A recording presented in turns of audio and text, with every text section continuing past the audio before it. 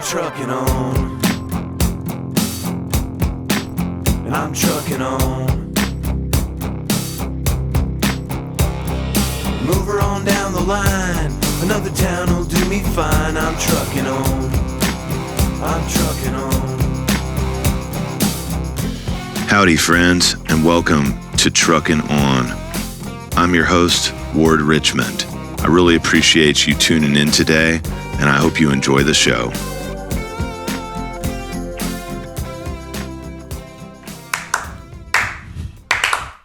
Dawar is in the mother house. What's up, dude? What's up? How are you? Doing great. This is exciting. It's been many months in the works, no? Yeah, it has been. Welcome to Truckin' On. Pleasure's all mine. So happy to have you here.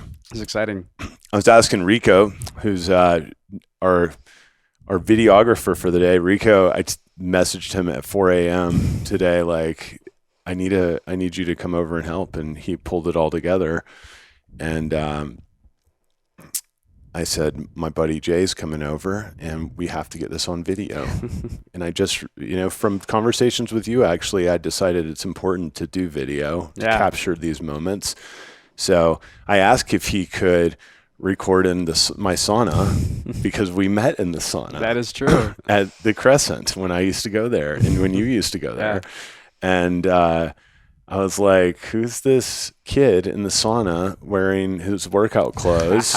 And then I think one time we just started talking because we just started the kind of guys that talk to other guys in the sauna, I guess. But I do want to get a GoPro at some point because Rico told me that we need a GoPro if we want to shoot in the sauna, and just do like a 1 hour interview in there, and just while people just start losing their minds. We just do like part in the sauna, then we ask each other questions while we're in the cold plunge. Like we'll do like a whole routine. That'll be fun. I like it. I like it. So anyway, man. So I met you there and was blown away by your story. Thank you. And we become good friends. That was probably a year and a half ago or something. Yeah. So we're always messaging back and forth. And our first connection was Grant Cardone. Correct. And I'm sure that's what happened is I was like talking about Grant Cardone, or you were in the sauna, like with everyone in there. And it's like, hey, I know Grant Cardone. Yeah. And so here's the Grant Cardone. Yeah, there you go. Yeah. So tell me about yourself. I like to start ages 12 to 22, but you're 20. I am. So let's go 12 to 20. And I'm not even going to have to cover 22 and beyond. So since you have your Uber waiting outside to take you to the airport, we're going to save a lot of time. That like I had a 65-year-old guest yesterday. Oh my gosh. Yeah. I'm working it all. It was so funny. So I like call. So that's one of my drivers that I have in Dallas. So like every time I'm traveling a lot, like I just have a driver on standby for me. And I called him yesterday. I'm like, okay, like I have to make this flight. But like I cannot reschedule this again. Like he just doesn't matter what we have to do. He's like, okay, if we plan it like this, we'll be good. I'm like, okay, cool. So this is the third time. So three strikes. That's what I'm saying. So for me, I'm like, I'll make it to New York, not a problem. But we will get this done. So I'm excited. Yeah. So happy to have you here. Absolutely. So tell the story. Tell me about. I think these the ages 12 to 22 are really important in people's lives. Generally, your life is a very unique one, so it's different. But in general, I think at 12, that's really when you start, starting to experience things that really influence your behavior and the decisions you make moving forward. So if you want to start, but feel free to start earlier because you're closer to it. So I don't know what your thoughts are. You might have been influenced like at year 5 where most people don't get that until 12. So tell me about your childhood. Yeah. So for me, I was born and raised in Bethlehem, Pennsylvania, a very small town to immigrant parents. And where were they from? They're from India. Okay. They're from India. So just always was a hard worker at school. And then my life really fundamentally changed at the age of 9 is when I started getting into programming. So I just started learning a little bit about web design, etc. And then at 10, that's when I started picking it up really heavily. And I remember I presented it to my father. I was like, hey, this is what I'm doing. He's like, hey man, we didn't sacrifice all this time and energy for you to just sit here on a computer. Like, get really good grades in school and go to a good college and kind of live the American dream. So he goes, if you're going to do it, you have to make money out of it. I go, that's a very fair request. Yeah. And at 11 is when I started my business. That's when I started freelancing. That's when I started going door to door, just selling websites to local salons and anyone that I could find, really. And then I ended up turning that and, again, staying super consistent within that. And then at 14 is when I landed my big contract with a Fortune 500 company to develop an application. And then at 15, I dropped out of high school to pursue my agency full time. And then at 18, I moved to Dallas, and now I'm 20 years old. So I've been in Dallas for a little over 2 years. Wow. Yeah. That's amazing. You told me you went to a Grant Cardone conference like when you were in high school. Yeah. So I was 15. So I was watching Grant Cardone for a very long time. And prior to Grant Cardone, I was very much like a tech guy, like understanding technology. Okay, cool. This is how the best applications work. My goal was fundamentally to become like the best developer or the best designer. And then when I went to the first conference, which was the Growth Con 3 in Miami, where he like flew, like he like jumped out of a helicopter and he like parachuted into the conference. Did he really? Yeah, it was insane. Yeah. And at the time, I only could afford like the $100 ticket. So I was like, okay, cool. Like I'll spend $1,500 on this trip. I'll go to Miami, and like that one conference changed my life, because it shifted my perspective from being like the best developer and the best technologist to the best businessman and the best sales guy. Yeah. So, yeah. The best marketer. The 10X mentality, man. 100%. I didn't discover Grant Cardone until I think I was like 40 years old. Wow. Yeah. So I was 40 and I saw him on Instagram and just said, I'm going to go see what this guy's about. I read his book and I finished reading the 10X rule. And then I just emailed info@grantcardone.com and said, how do I get Grant to be my coach? And they emailed me back, and then like a month later, I'm sitting in his office doing one-on-one coaching with him. I love that. It was a life-changing experience. And very thankful for that. So how did you get a Fortune 200 client? It was a Fortune 500 client. Fortune 500 client. Yeah. So they were a referral from another existing client that I had just within my community. And I ended up, it was a small project that ended up turning into a very large project. So it took some time to close for sure, but it was just people that I knew within my own community, and they knew that I was programming and stuff. So they gave me a shot at 14, and it was like my first big contract. And then that application ended up being deployed to almost 20,000 employees that they had. Wow. Yeah. What did it do? So it was an internal CRM for medical sales. So we built out that technology, as well as there was a communication component to the application. And then there was also like a social media component as well, which was a really big thing. So as I'm sure you know, within large corporations, there's a lot of compliance issues. So making sure that if you have your staff members, instead of posting on their personal social media accounts that, hey, this is the conferences that we're going, this is all the things that we're doing, share it within our internal social network. And it goes again, it's all in compliance. Again, they're in the medical field as well. So it's making sure that if they're at a conference, everything's showcased properly. They get to showcase a little bit more in regard to the company culture as well. So we were able to develop that from top to bottom, which was exciting. That's amazing. My head's spinning. So, tell me this, when you're growing up outside of programming, were you like playing sports, or you're very jacked? I know you put it on Instagram, you're lifting weights all the time. I do want to get into health and fitness here in a little bit. And we can probably start that with the morning ritual section. But tell me about your social life while this is all going on, and then how that impacted your decision to leave high school and just move to Dallas and leave everything. Great question. So for me in my life, it was a lot of ups and downs when it came to things like that. So initially, again, I always had like this underlying pressure coming from an immigrant family, like, hey, just making sure to be successful. That's really important. But also a big thing that I have to give a lot of this credit to my parents is like they wanted me to be a very well-rounded individual, and I always wanted to be one myself. So for me, like I played basketball growing up, I was in track, I was in Boy Scouts as well. So I was able to do a lot of things, which was really cool. I was very, very grateful to have those experiences. And then I remember it was 7th, 8th grade specifically that I just wasn't like, I always did really well in school. Of course, I'm Indian, it's part of our blood to do so. And why is that? It's a cultural thing, right? Yeah. So for us, it's really very much like doctor, lawyer, engineer, like 7-Eleven. Like we don't have a ton of options, but the reality of it is, Yoga instructor. yeah, right. But a lot of it really just comes down to like a lot of it's principles that are instilled within our community. And again, a lot of these immigrants that come over, they don't come from much. Is that more so Indian that are in America, or is that just an Indian thing over in India as well? So it's funny, Indian Americans make the most amount of money in America, which I find hilarious. I didn't know that. Yeah, so Indian That's Americans. interesting. Yeah, I mean, again, all the big doctors, even when you look at a lot of the executives of big firms as well, whether it's like the CEO of Google, CEO of Microsoft, et cetera, they're all Indian Americans.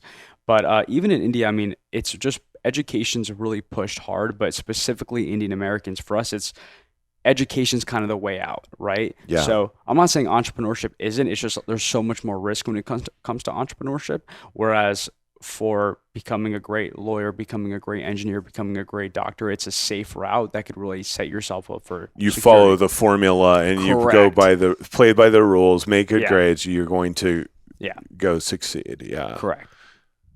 That's interesting. So, what did your parents think when you left high school, when you dropped out of high school, and then I guess that's the first thing. So How did that conversation go?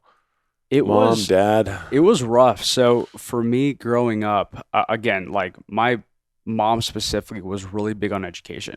And that's why I always got good grades. I did all the extracurricular activities, et cetera, because like my goal, of course, was to get into a really good college. I wanted to go to like MIT or Harvard, et cetera.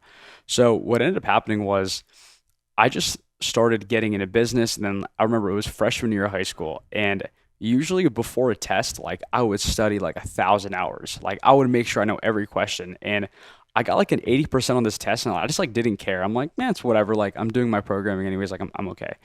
And Did you study for that test for that no, long or no? but that's the thing. Like I wasn't even bothered to study by it because I Yeah. was like, it was a history exam, I remember, and I was like, I got an okay grade on it. I got like an 80%, and like for me, I would average probably like a 95 to 100% like every class. Yeah.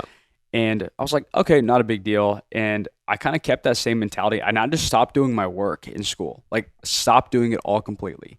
And my teachers were like, oh my gosh, like, oh, sorry. I'm just going to move that. All Oh, good. sorry. My teachers were like, what's going on? You're not doing any of your work, etc. I'm like, I'm honestly just not interested in it. So then I sat down with my parents and I was like, I want 6 months.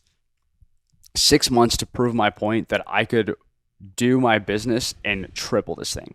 Yeah. And they were like, they really weren't fond of it. I go, it's okay. You guys don't have to allow me to do it. I'm just not going to do any schoolwork at all. Like I would go into class and just sit and not really do anything. Yeah.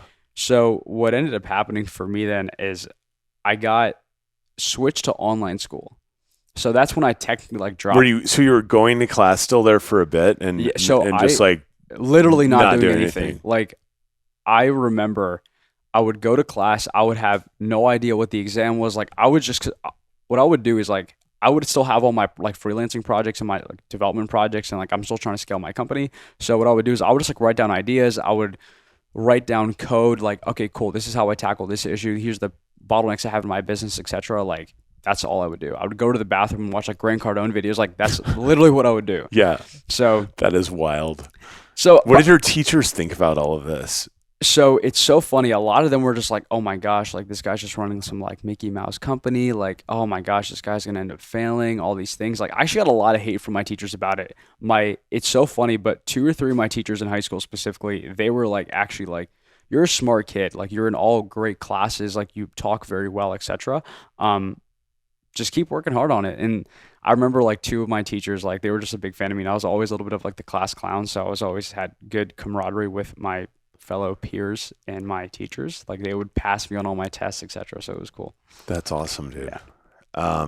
And then, so your parents basically just gave in and said, okay, fine. Yeah. So and you went to online school I went to online school and to get a diploma basically, or? correct, Yeah. but I didn't do any work. Like I didn't even log in at all. Can you still pass if you don't log in? So I think this is my first time ever even speaking about this, but oh my gosh, I haven't thought about this. I know how this works, by the way. That's why I asked. So what happened That's how was I got through Brown. I broke a bunch of truancy laws because like I just didn't show up to class. Like I just didn't log in. So what I would do is like I would have to get like I got called to court multiple times and they'd be like, okay, dude, you're not like, you're not doing your classes. And I would get called like twice a year. And I remember my father was like, Jay, like, just don't tell them you have a business, because like it's gonna be like a bad look. Like, you're just don't say anything. I'm like, okay. So the judge thought I was just an idiot. But like in reality, I'm like running a business. I'm making money. Like I'm doing well I'm employing people. I'm working with local businesses, etc. And the judge would be like, oh my gosh, like, this is what happens. Like, he thought I was probably like a drug dealer or something. And what ended up happening from there was like he would give me like a fine for like $1,200, and I'd be like, oh, I can't pay this, all these things. So then like we would go outside the courtroom, and he'd be like, okay, cool. So like we could finance this. Like, we understand. I'm like, nope, all good. Like, I'll pay right now. Like, not a problem. Like, it's all good. But I would get called every year to do so. And then after that, I turned 18 and everything was good. So I don't have a GED or a high school diploma. Wow. Yeah. That's amazing, dude. How much revenue were you doing at that point in time, like when you were in high school? So like the company dropped out freshman year. It was April of freshman year. That's when I transitioned to online school. But that's when I consider myself dropped out, because that was the last time I did any schoolwork. I was probably doing low six figures. I remember at 15 specifically, when I went to the Cardone event, my goal was to do $250,000 that year. That was like a really, really big goal that I had. And that was also why I was so big into Cardone, is because I was struggling on the business end. I knew how to build great technology. I knew how to run a development team. I knew how to write the best code, to design the best interfaces. But business is very much a different game in terms of skill set, right? Like, cool. How do you present a product? How do you actually outreach to other people? How do you create a proposal? What's a business cycle like? What's a sales process? I have no idea what those things are. So that's when I started learning about it, through that conference specifically. But that year, my goal was to do $250,000. Yeah. Yeah. And did you? I did. Hell yeah, you did. Hell yeah. I love that, man. What a great story. And were you scaled up at that point, or was it just you when you went to that Grant Cardone conference? So were you doing all the work, or what? So And hey, real quick before we move on, just like don't touch this wire, because it keeps vibrating. And Roy, my editor, can edit all this out. All right, cool. I'm just gonna. Is that good? Yeah, I think so. Just like I'm just going like this. I need to fix the fucking wires. All good. But anyway, so did you have staff at that time when you went to Cardone? And I mean, did. What, you were 15 years old? Yeah. So you're 15? I did. Yeah. So it was when I got that one corporate client at the age of 14 is when I had to change my business model. Because prior to then, I was very much a freelancer. Yeah. And then at 14, I realized, I'm like, okay, we're implementing technologies I really haven't implemented in the past. And obviously, I want to do a great job for this client. Plus, I don't want to work on only one project. And simultaneously, I want to manage our clients while still getting the work done. I need to make sure I could do all these things. And I just realized, like, I had to come to the conclusion that I can't do everything by myself, period. Right. And I hired a couple other contractors that work with us. And then some were contractors, other were just some freelancers that we had. I had other people just help us out on a per hour basis. But like, I started understanding leverage in business at a pretty young age, because I realized, again, like, if I wanted to scale on the revenue side, and that's why Cardone was so helpful, because when you're talking about these large numbers, it's like, wait a minute, I can't scale to $250,000, $1 million, $5 million, etc. if it's just by myself. And so I did have a couple people. Even if they weren't full time, I was definitely working with more people for sure. Yeah. So was it always Modair? The name? Yeah. Yes. How did you come up with that name? So Modair stands for Modern Design and Software. Okay. Yeah. That's beautiful. So I just wrote down like a bunch of like, okay, cool. What does our company do? It's like, we build modern technology, because one of the things that I saw great technology firms, but they were building like outdated software, and the technology was great, but the interfaces were terrible. It's like, maybe people are in their 50s and 60s could use this, but like, I would never use this. So I was like, modern, like, that was a really big thing for me. And we build software and we do design work across the board. So let's try to combine it together. And that's what we did. That's amazing. So I like to ask, like, what's your superpower? Why would I hire you? And really just more of an advertisement for the firm, because for me, I'm not a technology guy at all. I think of you as a digital marketing agency. Yeah. So there's that component. Sure. Just give me like the bullet points on, here's Modair. Yeah. We develop modern technology and all of that, but what do you actually do for people, and who's hiring you? Companies are hiring you, like I hired you. And just give me the bullet points and really for the listeners to understand exactly what all you offer. So if they want to hit you up, so they know where to find you and what you do. Awesome. So I run Modair. We're a full service digital development firm. So we have everything from all of the branding, the design, the creative, with all the videography, photography, media management, and then we also have a development portion. So everything from web development, application development, and everything in between. So we can really cover everything when it comes to media and tech. Yeah, if for any company really that's out there, Correct. whatever you need, you got it. Amazing. Yeah. Okay, so what would you say? What advice would you give to your younger self? At 20, that's the younger self I would be talking to right now for me. But who is your younger self that you want to give advice to? What age would that be? Probably 12. Yeah. Like 12, 13. And the advice would probably be just keep working. Yeah. Like I've realized, and this is something that I've had a lot of time to ponder over this thought, but it's been the importance of work ethic, like just putting in the reps and sets. Yeah. And just never give up on that. Just like always, like never let go of the hard work. Yeah. Because there's always like, I look at every problem and every growth in business as like two things. There's like ignorance then effort. So ignorance you always could solve through money, right? Yeah. You always could buy another course, get another conference, you could hire another coach, etc. But like at the end of the day, if you're not willing to do the work, you're not willing to do the work. Right. So doesn't matter. Yeah. So I'm just a big believer on the hard work side. So just keep working hard and never be afraid to lose and just stay learning. Yeah. Yeah. Love it. You're the first guest that I've reframed this question. I used to ask, what is your greatest failure and what positive outcome did that create? But I've changed it today because it keeps bothering me because I don't like to say failure because it's just nothing's a failure. And that my guest yesterday, Pete Quinn, we were talking about it before the podcast and he's like, man, I don't view anything as failure. Yeah. And it's like, that's great. So I changed it today. What is the greatest obstacle you had to overcome so far in life or in business? So you can go either way.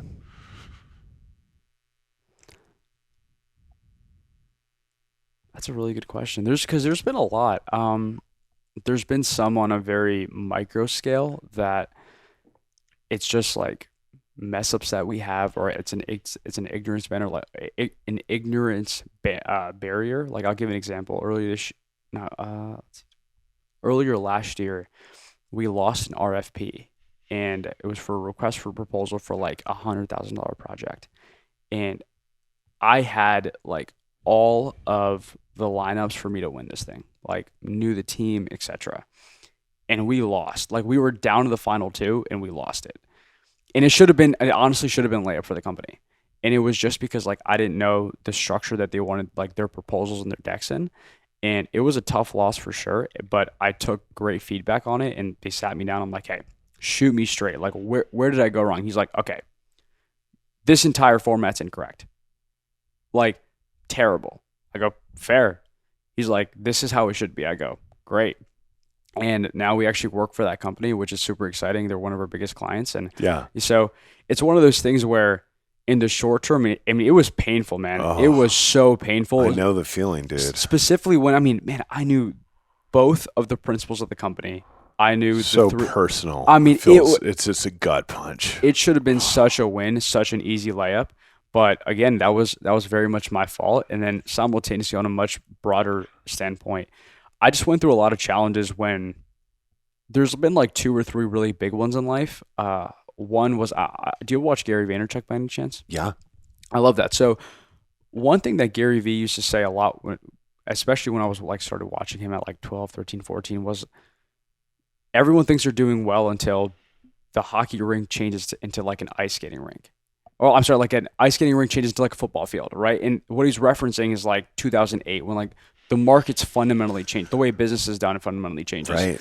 And I remember in March of 2020 during COVID, I had that feeling. I was terrified. I was like, holy shit, like businesses are being impacted. Because I remember what happened was like our business was doing really good, like really, really good. And then all of a sudden, 3 of our biggest clients, we sent them invoices and they're like, we just can't pay it. I'm like, the invoice is for $350 and you guys pay us like $5,000 a month.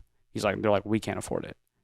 I go, you guys write me $5,000 a month, no problem. But all of a sudden, a check for $350 is hard.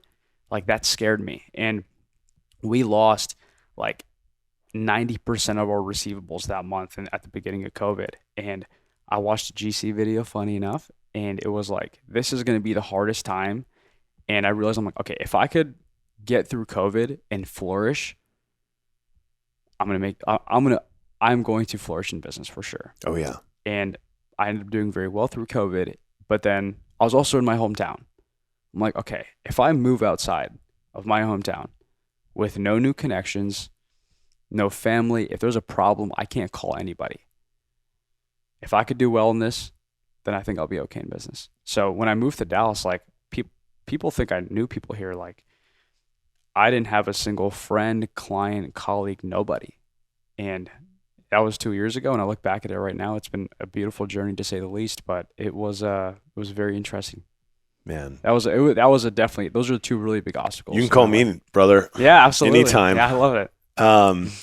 So now getting into the rapid fire round, this is where I was thinking, because we did talk earlier before we started about just the importance of wellness in business. And so that's why I asked this question, because for me, this is the way I start my day is the cornerstone of my day and my performance at work. I never thought the two were related. I think historically, business executives did not worry about that as much as they do today. But today, if you go, I mean, look at like Zuckerberg and Elon Musk wanting to go fight each other. I mean, like he's doing like, he didn't have to do anything, but he's doing like Brazilian jiu-jitsu, Mark Zuckerberg. And he looks great. Yeah, he does. He looks like a badass. He goes surfing sure. and swimming in the ocean. Like, I mean, all of these titans of industry now are so aware of the impact that your wellness has on your performance. Sure. I learned it from Tony Robbins because he preaches that. And actually, and I mean, like Gary Vaynerchuk, it's all just like that mindset and just getting right in the head. And of course, GC is always pumping iron on Instagram. Yeah. So what's your morning ritual? So my morning ritual is actually, it's very simple. It really starts the night before. I just like to pre-plan, like I pre-plan my month prior, then like I have my weekly agenda that I have to get done. Mm-hmm. And the night before every day, I make sure my clothes are laid out, which I actually do that the week before as well. Make sure my bags are packed, everything's good. I wake up, take a shower, brush my teeth, and I'm off to the office. Yeah. Yeah. When do you work out though? So I get to the office at 8:39, maybe a little bit later sometimes, and then I'll work till probably 9:30, 10. And after that, I'll hit the gym at like 10:30, 11. I'll be done by 1 in the morning, and then I'm done. So your workouts are your nighttime ritual. Correct. Yeah. Yeah. So reason being is I've tried to work out in the morning, and I enjoy it. I didn't meet you at the Crescent at midnight because I would go like I'm a midday worker. So here's my thing. I tried to work out in the morning, but I would just realize I was more tired afterwards because like I would be lifting very heavy, etc., and I would just be like drained afterwards. So I realized I was like, okay, cool. What I'll just do, I'll wait till the end of the day. Also, no one's like blowing up my phone, which I love. That's nice. Yeah. So I would have this where I would go in the gym and I was like, okay, I'm going to work out for like 45 minutes hardcore, but I get like 30 different calls, 14 different Slacks, 10 different messages. So that way I work out at night, I get it in, I'm good. Plus it like tires out my body like there's no tomorrow. So right when I hit my bed, I'm good. Do you have any mental health rituals? Do you meditate? I don't, but I want to. I've heard nothing but wonderful things about it. It's changed my life. Really? You need to do it. Do you use an app? Everybody needs to do it. I use guided meditations from Dr. Joe Dispenza typically, and then I get sent other guided meditations that I like. This morning I just did it in quiet with nothing. Whenever I would go to the Crescent, I would typically be meditating in the sauna there. Oh, cool. So I just, you basically can just, a good meditation practice anyone can do is you shut your eyes, even if you're in a sauna and people are talking. And then, ideally nobody's talking, but do it on airplanes a lot too. And then you just think about your five senses. So even though your eyes are shut, it's like, what do I see right now? What do I hear right now? What do I feel right now? What do I taste right now? And your mind's thinking about that. What it's not thinking about is, oh my God, I got this RFP. I got to go lift weights. I got to go do this. Oh my God, this girl likes me, blah, blah, blah. And that's what your mind does all day long. So it's like, I got to do this. Blah, blah, blah, blah. You're living in the future typically. Most people, or the past. Yep. This puts you right in the present where you don't worry about any of that other shit. You just worry about this. And then it's like restarting your computer. Tech wizard. Yeah. Like how you need to restart computers, right? So restart your computer and you do it every day just for 15 minutes, they say. And it's just like changes you. I do it for like an hour a day. I try to. Is that something that you gradually increase? Like you started at 5 or 10 minutes and you just worked your way up? I first did a transcendental meditation class where they give you a mantra and everything. And that class teaches to do it 15 to 20 minutes a day, twice a day. So I kind of started doing that, but then I moved to an app called Headspace. Yes. And Headspace, I was doing like 5-minuters and 10-minuters, and it was very good for that time in my life when I was more in your mode than I am today, where I was I had 300 meetings like with CEOs in 1 year or something. Like I was traveling like 90 days or something insane. But you know what, looking back, even though I was traveling that hard, I wish I had my meditation practice I have today, and I would have done it with more ease and flow. There's no doubt. And I probably would have canceled half those fucking trips because it makes you think more clearly. And travel takes a lot. You start out of you being too, really careful. I mean, that's things you get like good ideas from it. Like, am I using my time wisely? Because you only have so much of it. Do I need to go meet with 300 different people? Grant Cardone would say you need to meet with 3,000 different people, but I don't think that's necessarily true. So I've narrowed down the conferences I go to. I say I've made myself less accessible, and I've hired people to help me fill those gaps that I was filling myself, and that leaves me more time and energy to focus on the things that I'm really good at and really enjoy. And so meditation helps with that. But anyway, I would say we'll talk about it offline. Joe Dispenza is great. Cool. What is it called? Becoming Supernatural is one of his books that really connected with me. So yeah, that's awesome. Favorite hotel? I would have to go with the Ritz-Carlton NoMad in New York. Oh yeah? Yeah. That sounds great. I've never been there. Very nice. So I used to stay at the Ritz-Carlton on Central Park, which is also beautiful, but I think the NoMad's my new favorite hotel. Bonvoy, man, Yeah. over here. Me too. I mean, Bonvoy. I just made Titanium Elite this year. Let's go. Are you there already? No, I'll probably get there I've been traveling a lot more this year, but I travel in seasons, so I think my next season is going to be a little bit more tame till the winter, but hopefully I'll get there one day. Cool. What about your favorite restaurant? That's a good question. That's a really good question. Let's see, my favorite restaurant in Dallas or just as a whole? Whatever comes to your mind when you're like, I want to go here for my birthday if I'm going to go out to eat. Oh my gosh, get me like some Shake Shack and I'm good. I love that. It's so funny. So I used to go out to eat a lot more, and I'm such a big foodie. Like for me, give me a good sushi spot and I'm good. And that's the one thing I'm very choosy about. What's your favorite sushi spot in Dallas? In Dallas, I would have to say Nobu's great. Namo in West Village is phenomenal. I love that place. Yeah, really, really good. Shout out to Brandon, great guy. And then Utaka is kind of like a hole-in-the-wall sushi spot that I really like as well. So I've never been there. We'll go. You're teaching me things. Let's do it. We'll do it. What book would you recommend to people? Oh, easy. My favorite book, and I really credit this book to change my life. It's The One Thing by Gary Keller. The One Thing by Gary Keller. We'll put all this in the show notes, by the way. And then what about a quote? I love quotes. Do you have a favorite quote?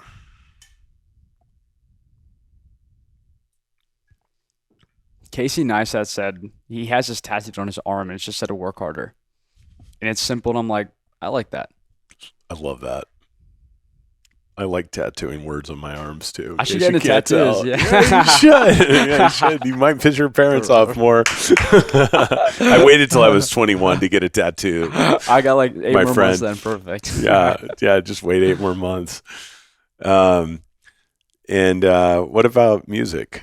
Are you a music lover? Love music. What song, or you can talk artist song. I don't really care, but I like to touch on music because it's such an important part of my life, and I like learning about new music. So funny enough, I actually went to my first concert last week. First concert ever? In my life, yeah.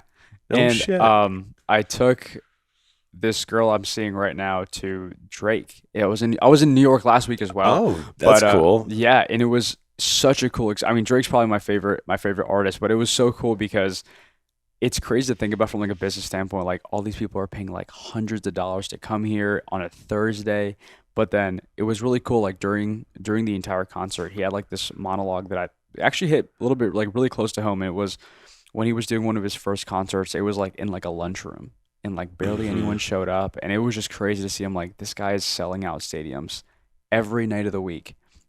But like he started from the ground up just like everyone else. And it's cool because he has such diversity in his music as well. So I would have to go Drake is probably my favorite. I just downloaded a Drake song because my boy Mel Sanders, who I work out with every Wednesday, I'm trying to get him on the podcast. I hope very soon. Wonder what Drake song it was. I put it on my playlist. And I have a hip hop playlist, and at the gym, I just Shazam, add to hip hop playlist. So it's really my Mel Sanders list, and it is so dope. Let's see, Shimming Up. Do you know that song? Scheming Up, Shimming Up, Scheming Up. Yeah, I know nothing about anything. Oh, good. Yeah, Drake's the best. I also discovered Mount Westmore there. Have you heard of that? I haven't. Mount Westmore is like Snoop Dogg and Ice Cube.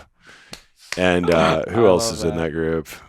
Too Short. Oh, it's a group? E40. Oh, very cool. It's a group of people that are older than me. Yeah. That were popular rappers when I was in high school. Yeah. The OGs, and now they're all reunited. That's cool. Yeah.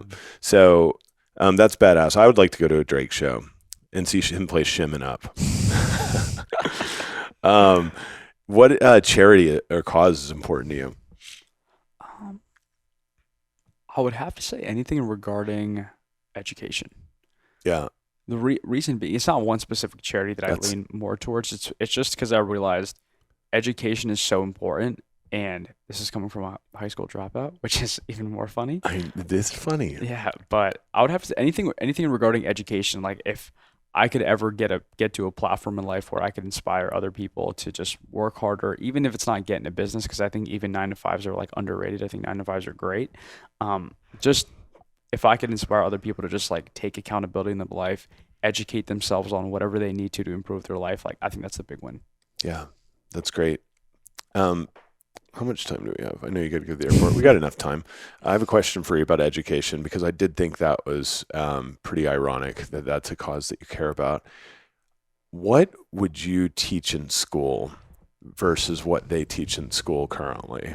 Would you add some things into the mix? I would probably subtract a lot more. So the thing with school to me is, and this is kind of the primary issue that I had with it, was at 18, you're able to travel alone. You're able to do all these things alone. You're able to get a debt for $100,000 at a college, which is fine. There's nothing wrong with paying for higher education. I mean, we probably spend hundreds of thousands of dollars a year to do so.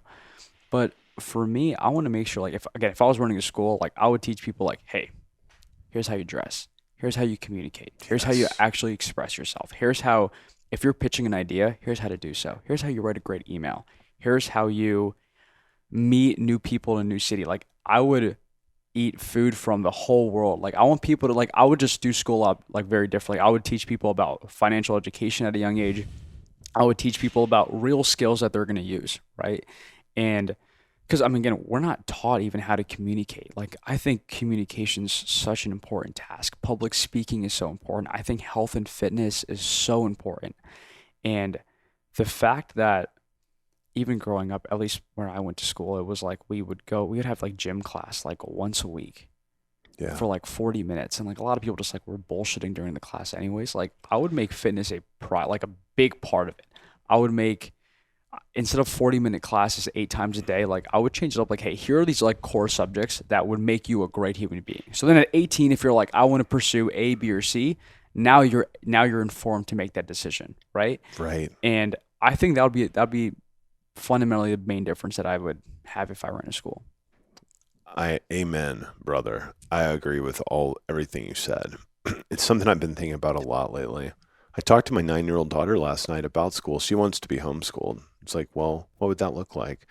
And she doesn't want to play sports. Yeah. And I played sports. So gym class was never a thing for me because I played football. And I mean, I was like obsessed over it and I wanted to play college football. So it wasn't a problem, but her not playing sports is like, we need to do something to exercise on a regular basis. For sure. Because if you don't exercise and real exercise like on a regular basis, then you know what, and I've done this before, it's how I know, is it gets harder and harder to go back to it, and doesn't become a part of like your lifestyle, and that sucks.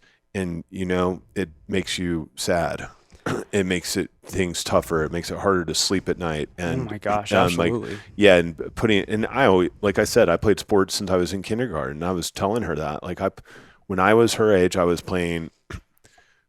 Started playing football when I was 10. So I was like football, basketball, baseball, summertime. I would ride bikes. I did the swim team. I did just shit all year long working out, and I never knew a different life. But today things are just different, you know. It's not the same for I think a lot of kids growing up.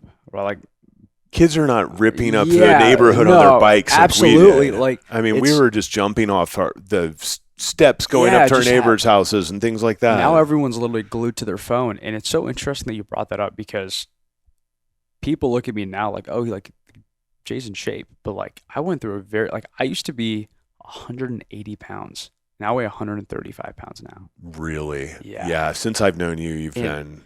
But the reason behind that was, and this was in 2020. This was actually during COVID. I remember this, and I just looked at myself and I'm like, damn, like, dude, you're fat.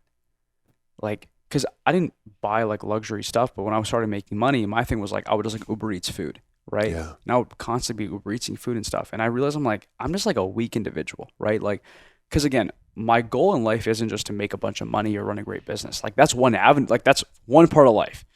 But I want to be healthy.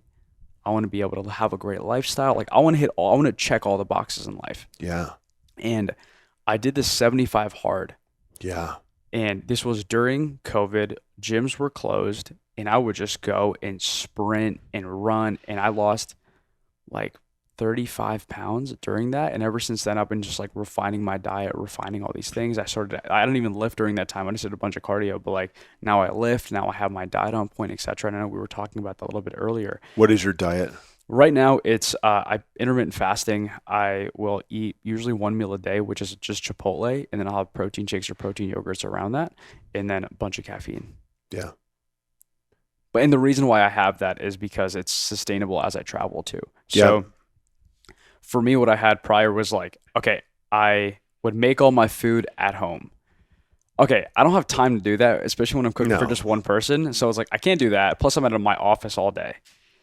Meal prep, don't think it's the best use of my time. Plus the food doesn't taste very good. Like, I mean, if you're eating 5-day-old chicken, it's not the most appetizing. No. And I want something that's very sustainable. Yeah. So then I got like the meal prep services, but then I was like, okay, I actually ended up eating more of the meal preps because they tasted so good. Like I'll eat like all 10 of them when you show up to my house. That's 100%. So what happened was like I had the first one. I'm like, oh, this is pretty good. Like I could have like two of these a day. I'm like, cool. I ate like two. I ate 7 days worth of food in 2 days. Like I was like, wait a minute, this had the opposite effect that I was supposed to. I never even thought about that recently, but I was thinking, why I used to do meal prep. Why don't? Oh, now I know. Yeah, I'd eat them all. So what ended up happening for me is I was like, okay, I'm traveling and I use MyFitnessPal. I don't know if you use MyFitnessPal or not, but it tracks all my macros. Like as long as I hit my protein goals every day and as long as I'm lifting, I'm good. Yeah. So I go, okay, cool. I need to get 170 grams of protein. I need a lot of protein. What do I do? I'm like, okay, protein shakes, cool. Chipotle, double or triple chicken. It's in every city that I go to. That means I never break my diet. Yeah. Great. Yeah. Yeah. For me, man, I've like, don't have to worry about protein as much. It's just sugar and carbs. So I track that in my head, and I journal it every morning. I'm like, yeah, I had 1 tortilla yesterday and I ate 25 cookies. And then I know I'm not going to feel that tight today, but then I'm going to not be able to eat sugar today. Are you more of a sweet or savory kind of guy? Oh, I mean, I'm a big food eater, but like, sweets are just my drug of choice at this stage of my life. So I don't want to like never eat sugar. Like that's insane. And I don't really eat 25 cookies. I was joking. But yeah, I mean, I have those days though. And like, that's sometimes what I lean on, the sugar, and it's fine until it's not. And then but I do think it's important to stop. And sugar is very addictive, especially when that's the one addictive thing, or like one of the very few that I'm like, it's in my circle of things that I do. So the key to breaking the sugar addiction is to stop for 3 days. Yes. And after the 3rd day, then it's really easy and the cravings go away, but that sugar hangs in there for 3 days. Typically, maybe 48 hours if you're lucky. I had the same thing. But you got to break it or else you're just like kind of white knuckling it. I had the same thing when it came to like my cheat meals that I had. So I realized I remember I went like 3 or 4 months without breaking my diet. Yeah. And I had like one cheat meal. And then after that cheat meal, I realized like I would just have more cheat meals. And I realized it's because when you're eating like super processed foods or like anything with a bunch of sugar and et cetera, like it lingers on in your body and it makes you crave it more. So the best thing you could do is not eat it at all. Yeah. Because that's why I'm excited I'm trying to do this 75 hard starting August 1st. Okay. So that'll be exciting where I can just get in great shape for the winter. That sounds good. Yeah. I'm trying to think if I can do that with you. You should. But, That'd be awesome. It's coming right up, dude. Let's do September 1st. Okay. If you had $100 million and you had to invest it, what would you invest it in? I would probably go majority of it, like I would probably put a portion of it into a fund, whether like I'll probably put, some. Just throw off like 5% or something, like conservative fund. Correct. And then secondary would be a little bit of real estate, probably do more, like I like multifamily units. Yeah. But the majority would probably be other businesses. Like I would love to invest in businesses. Like my wealth vehicle in life, I realize is going to be business. It's not going to be real estate. It's not going to be stocks. It's going to be other businesses. I love that. You will keep me posted if you find good businesses so we can go in on it together. What's on your vision board? At the top of it, or what? You can list all the things. We got like 5 minutes. This is my last question. Let's see. What's on my vision board? Or bucket list. Bucket list. That's a good question. I mean, I have some materialistic things, but like materialistic things don't move me as much as like just growing a really good business does, if that makes sense. And I know that's a really corny answer. But tell it, what is a materialistic thing that you're thinking about? Are you thinking about a new watch? That was on my vision board. Yeah. I should be wearing it since you're on the pod. We talked about it before. But yeah, I had a watch. I had a Rolex on mine, and it was one of the 10 things. It wasn't like, this is my vision board. It's all I want. But it's like, I want a nice watch. I've never had one before, and I'm going to buy it when the time's right. For sure. And so, that felt fucking good. Hell yeah. I don't wear it all the time, but I like when I want to wear it, but I keep it in my safe. Hell it's like I got my Rolex and it was on my vision board. It's a beautiful feeling. I got my first one when I was 17, I remember. Yeah. And it was like such a, I don't know, I feel like that's like sometimes like my cape. It's like when you wear one, like I actually picked up a new one as like a mid-year present for me. Good. Yeah. But I love watches. I'm a big watch guy. Potentially, I really want to get a nice car. I don't drive yet. I have a driver that helps me when I'm in Dallas, but I'm looking at either a Turbo S, an Aston Martin, or an SVR. Like what's a Turbo S? Porsche. Okay. Yeah. Yeah. I feel as if I would look good in a Turbo S. Yeah. Yeah. I like that. So that Or an Aston Martin, or what was the third? An SVR, which is a Range Rover. Oh, okay. Yeah, like a big body Range Rover. All right. So love cars, love watches. I like shopping. So that for me, like a big thing is travel. Like, would love to travel a lot more. And my ultimate goal in life is just to be able to fly private. Do you fly private ever? I have yet to fly private. Really? Yet to fly private. But my consultant actually gifted me. He's like, on our 1 year anniversary, I'll take you on a private jet ride to like from here here to LA or something. That's cool. That's gonna be exciting. That's very cool, dude. Yeah, I've flown private, but not in like a Kanye West plane or something. God. Like, like, I mean, I want to, like, I've flown private, but it's like, I don't fit in those fucking planes. I'd rather fly a first class on American. But I haven't been on like the Grant Cardone style plane though. Like, they're very expensive. Like that's real. That if I'm going to fly private, that would be nice. But yeah, there's like also these other things that it's like I'm too big to fly on those little planes. Like, I'd rather go through security. Yeah.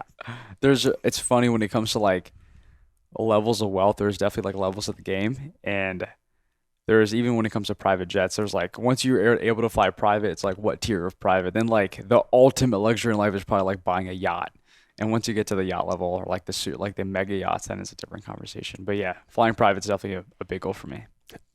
My friend recently, I'm hoping to get him on the podcast soon. It's scheduled, so we'll see if it works. He's like you, very busy. So, but I know he'll eventually get on. But he bought a yacht, and it's in Miami. And I got on his yacht the first time, and I've never been a boat guy. I don't really like boats, and I didn't really want to go get on his boat. And I was just like, dude, why don't we just hang out by the pool at the hotel? I don't want to go on a fucking boat. But then I got on the boat, and then he had charcuterie brought out by this girl that's like serving food to you on the boat, and I was sitting there like, man, this charcuterie tastes really fucking good right now. I get it. I get why rich. My mouth's watering thinking about it. I get why rich people buy yachts. Yeah. They're fucking awesome. So yeah. Anyway, where do our listeners find you, amigo? Yeah, so my Instagram is jay.dawar, and my email is jay@modair, modare.io. So I'm looking forward to chatting with you guys. Hey, thanks so much for joining me. Thank you. I Truckin on. Absolutely. And let's hang soon. I want to go to the secret sushi place. Yes, we'll definitely do it. All right. Thanks, everybody, for tuning in. Awesome. Peace. I need someone to help me find a brand new attitude. I need someone to lend me a little bit of latitude. I wish someone would tell me what the hell I'm supposed to do. Then the voice in my gut kicked me in the butt and said, I'm the only one you need to listen to. Then my soul told me I'm the only one to listen to. And I'm trucking on. And I'm trucking on. Move her on down the line. Another town will do me fine. I'm trucking on. I'm trucking on. I tried to run away like a freight train with no track. I tried to escape like a convict leaving Alcatraz. I prayed every day for a cachet I could never have. My bad decisions catalyzed the best ideas I've ever had. Bad decisions catalyzed the best ideas I've ever had. And I'm trucking on. I'm trucking on. Move her on down the line. Another town will do me fine. I'm trucking on. I'm trucking on. Yeah.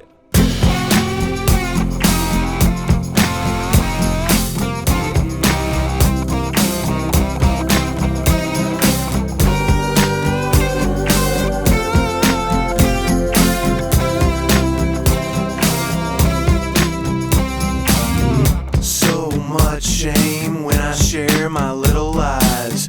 No one left to blame until I stare into these eyes. I'm gonna gonna tell the truth to you till I break on through to the other side. Living like I'm gonna die is the only time I feel alive. Living like I'm gonna die is the only time I feel alive. And I'm trucking on. I'm trucking on.